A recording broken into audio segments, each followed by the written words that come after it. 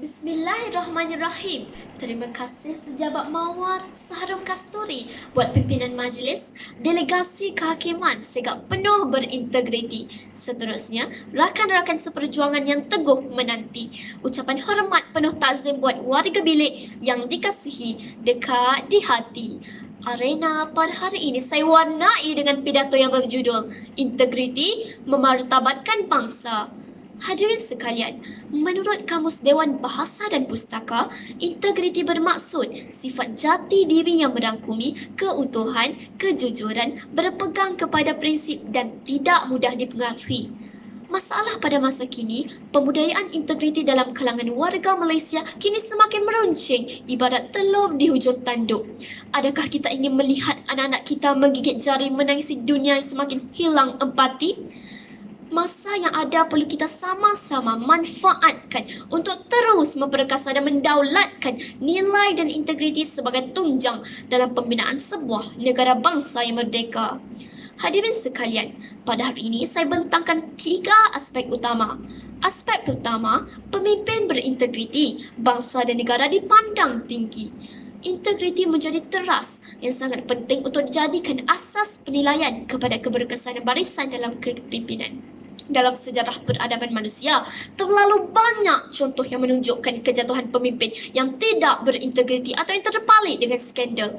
Akibatnya, berlaku keterusan sumber, pembangunan serta pengangguran. Ketenteraman awam terjejas, kestabilan politik tergugat, bahkan rakyat bertambah derita. Baru-baru ini kita telah digemparkan dengan pandemik COVID-19 yang melanda di seluruh Malaysia pada awal bulan Mac 2020. Perdana Menteri kita, Tan Sri Muhyiddin Yassin, menangani krisis ini dan telah mendapat pujian dari negara-negara luar. Sikap kepimpinan beliau yang prihatin dan menitik beratkan kebajikan rakyat menjadikan beliau seorang pemimpin yang berintegriti dan disanjung tinggi oleh masyarakat. Hadirin sekalian, aspek kedua pula, integriti dalam sektor pekerjaan. Menyunting input dari Jabatan Penerangan Malaysia dalam laman sesawangnya.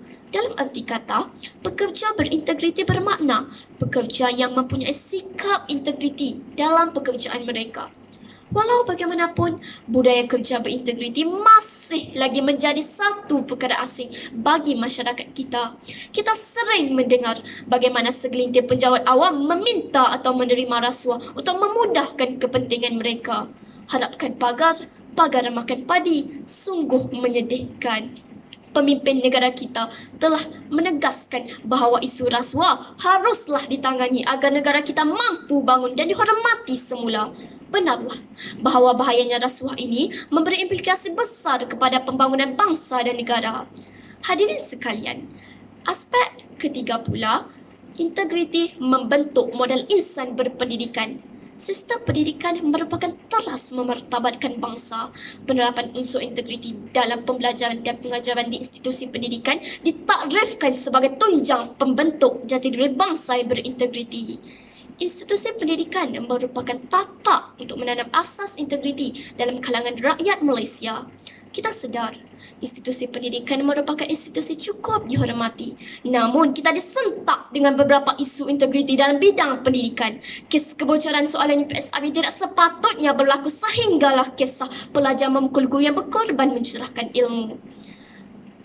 Dari seawal penyata Tun Abdul Razak sehinggakan pelan pembangunan pendidikan Malaysia, pelbagai usaha dilaksanakan bagi melahirkan modal insan bermentaliti kelas pertama yang akan memacu kecemerlangan Malaysia. Hadirin sekalian, pada penghujung bicara jelas tertera, tatkala kita jadikan integriti sebagai budaya dan pegangan, maka impaknya bangsa yang dulu tertiarap di mamah kini kembali tegak bermaruah. Sebagai rakyat Malaysia, suka untuk saya ingatkan, impian kita pada hari ini adalah untuk menjelmakan bangsa yang cemerlang, gemilang dan terbilang.